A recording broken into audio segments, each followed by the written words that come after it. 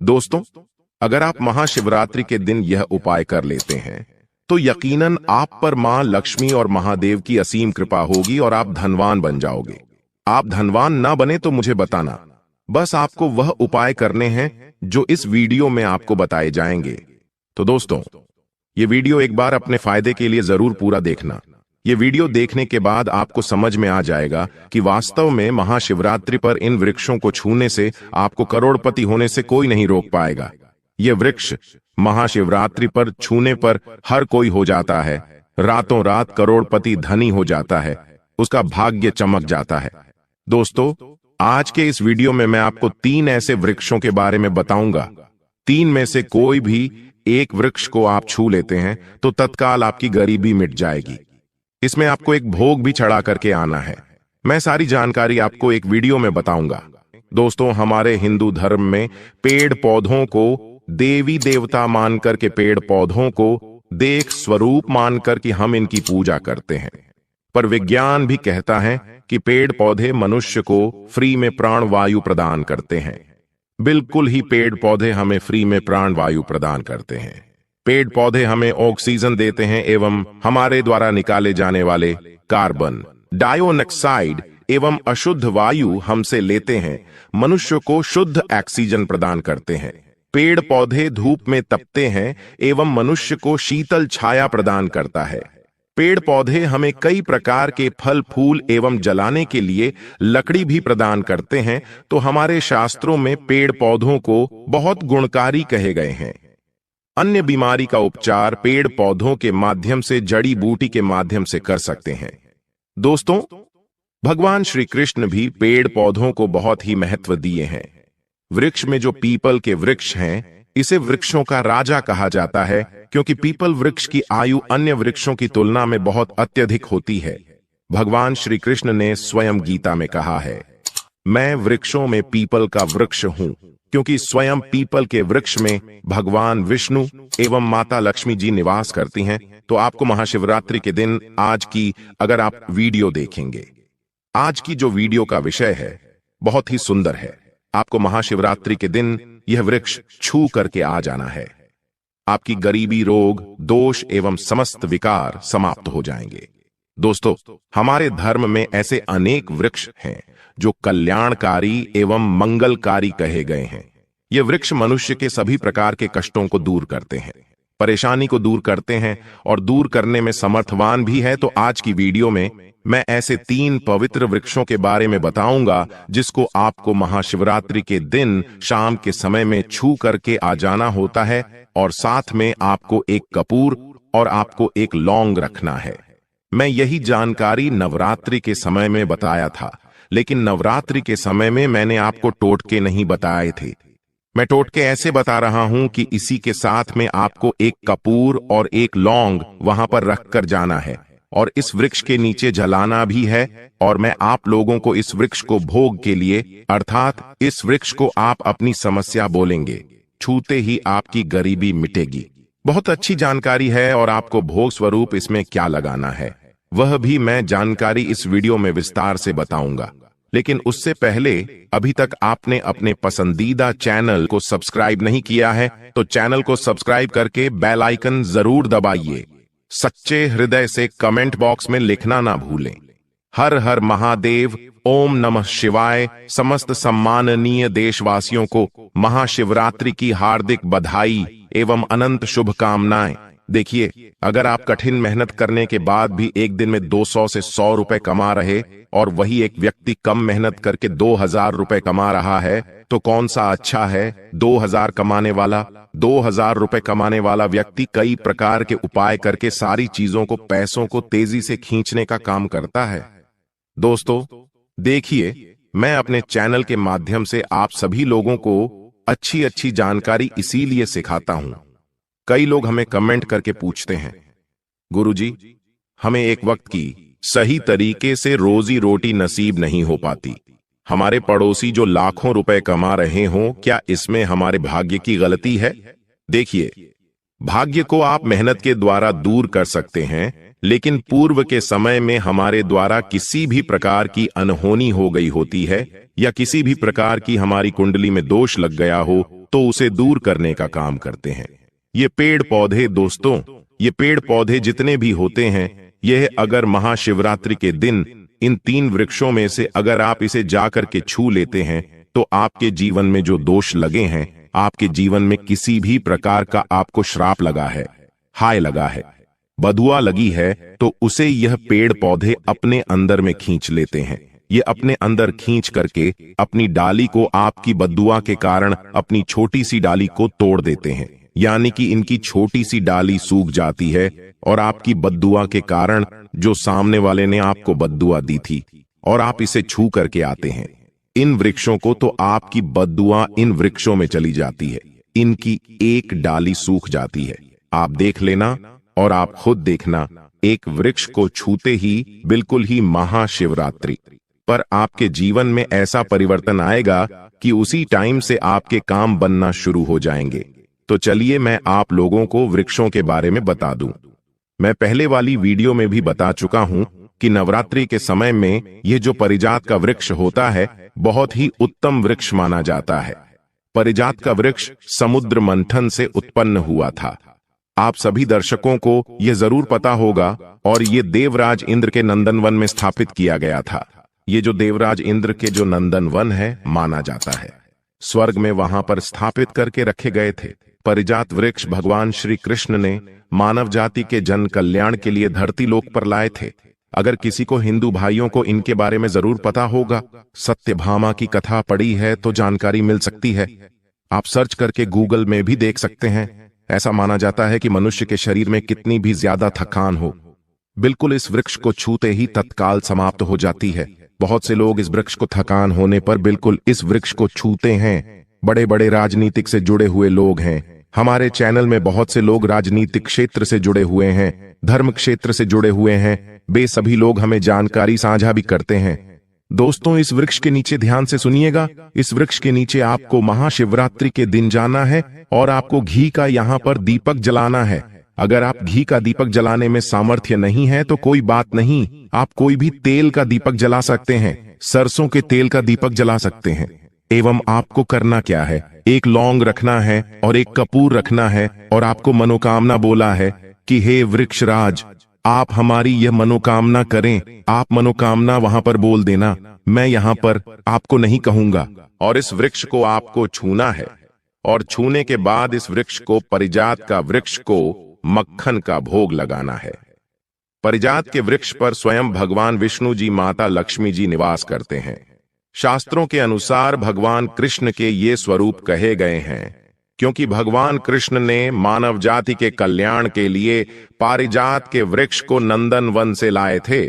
तो इसे छूते ही अगर आपके जीवन में किसी भी प्रकार की हाय लगी हो, बद्दुआ लगी हो, किसी की बुरी नजर लगी हो, जिसके कारण आपके बंद किस्मत के ताले खुल नहीं रहे हैं और आप चाहते हैं कि आपके बंद किस्मत के ताले खुल जाएं, आपकी हाय बद्दुआ कट जाए, शनि दोष लगा हुआ है, कट जाए, तो एक वृक्ष को छुए और आपको अपनी प्रार्थना बोलनी है कि हमारी हाय बद्दुआ एवं शनि दोष को मिटाएं, हमारी गरीबी को मिटाएं।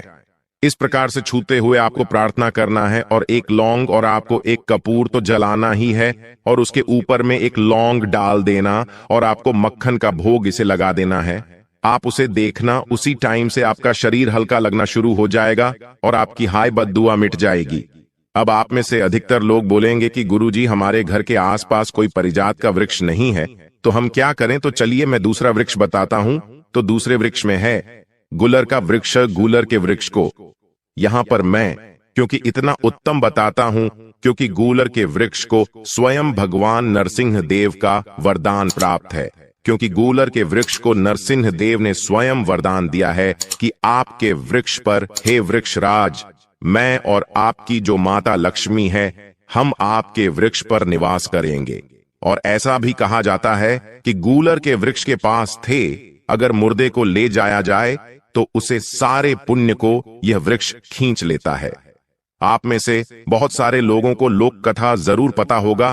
तो गुलर के वृक्ष को भगवान नरसिंह देव ने बहुत सारा वरदान दिया है कि आप लोगों के कष्ट भी हरेंगे। आपको करना क्या है कि महाशिवरात्रि के दिन शाम को गुलर के वृक्ष के पास जाना है। आप घी का दीपक जला सकते हैं, सामर्थ्य नहीं है तो आप सरसों के तेल का दीपक भी जला सकते हैं। तिल का तेल का दीपक भी जला सकते हैं। तिल के तेल का दीपक वैसे गूलर के वृक्ष के नीचे जलाया जाता है तो इसे बहुत ही शुभ माना जाता है। आपको जलाना है और आपको एक कपूर और एक आपको जैसे रखी है लौंग को जलाना है। जैसे अभी मैंने पहले भी बताया है उसी प्रकार से जलाना है और इसे छू करके प्रार्थना करना है। हे गूलर, हे वृक्षराज, हम आपसे प्रार्थना करते हैं। आपके वृक्ष पर स्वयं भगवान नरसिंहदेव तथा माता लक्ष्मी जी विराजित हैं। हम प्रार्थना कर रहे हैं कि हमारी गरीबी, हमारी परेशानी या जो किसी की हमें हाय लगी है, बद्दुआ लगी है, किसी की बुरी नजर लगी है, हमारे घर में किसी को नजर दोष लगा है, सारे दोषों को समाप्त कर दीजिए। आप अपने अंदर में समाहित कर लीजिए, खींच लीजिए। इस प्रकार से आपको प्रार्थना करना है और गूलर के वृक्ष को आपको बताशे का भोग लगाना है। बतासे आपको समर्पित कर देने हैं और उसी दिन आपको 5 गूलर के फल लाना है। महाशिवरात्रि के दिन ऐसा माना जाता है कि जो व्यक्ति लाल कलर की चुनरी में बोलर के पके हुए फल को लाते हैं बांध करके और इसे पूजा करने के बाद और इसे धन पेटी में रखते हैं तो ऐसा माना जाता है आजीवन ऐसे व्यक्ति के जीवन में, ऐसे व्यक्ति के घर में धन दौलत की कमी कभी नहीं होती। गूलर के वृक्ष को साक्षात माता लक्ष्मी के स्वरूप कहे गए हैं। गूलर के वृक्ष पर माता लक्ष्मी नृसिंहदेव विराजमान रहते हैं तो आपको यही काम करना है। आपको प्रार्थना बोलते हुए आपको इसे छूना है और जो मैं प्रक्रिया बता रहा हूं वही प्रक्रिया करना है। 5, इसके फल जरूर ले आना और ला करके महाशिवरात्रि के दिन पूजा पाठ करने के बाद आपको इसे अपने धन स्थान में जरूर रखना है। आजीवन आपके जीवन में धन की कमी कभी नहीं होगी।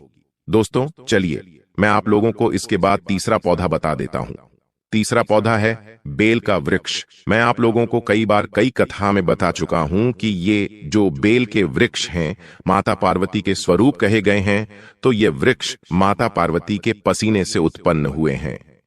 स्कंद पुराण में बहुत ही स्पष्ट तरीके से बताया गया है। इसके पत्ते में शिव और डाली में पार्वती, जड़ में ब्रह्मा एवं तन में विष्णु जी स्वयं रहते हैं। संध्या काल में ऐसा माना जाता है कि शिव मंदिर के समीप में जो बेल के वृक्ष हैं, इसके नीचे में अगर कोई भी व्यक्ति अगर महाशिवरात्रि के दिन संध्या काल में, इसे वैसे तो डेली जलाना चाहिए, लेकिन अगर 1 जनवरी के दिन संध्या काल में अगर भगवान शंकर जी का कोई विशेष मंदिर है तो उसके किनारे में जो कोई बेल का वृक्ष हो वहां पे बिल्कुल आप ये घी का दीपक जला दीजिए। इसे बहुत ही उत्तम कहा गया है। वैसे अगर आप घी का दीपक जलाते हैं तो आपको धन, आर्ण एवं परम शिव भक्त की प्राप्ति होती है। दोस्तों इस वृक्ष को छूने से पाप तत्काल नष्ट हो जाती है। कैसा भी आपके जीवन में पाप हो दूर हो जाते हैं तो आपको करना क्या है? देखिए जो बेल के वृक्ष है इसे बहुत ही उत्तम कहे गए हैं। माता लक्ष्मी को भी बेल के वृक्ष का अवतार लेना पड़ा था।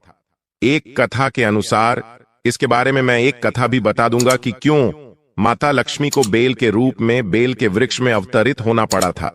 मैं इसके बारे में भी एक कथा भी आपको बता दूंगा। तो आपको एक के दिन के नीचे हो सके तो घी का दीपक जरूर जलाएगा। घी का दीपक बहुत ही उत्तम कहे गए हैं।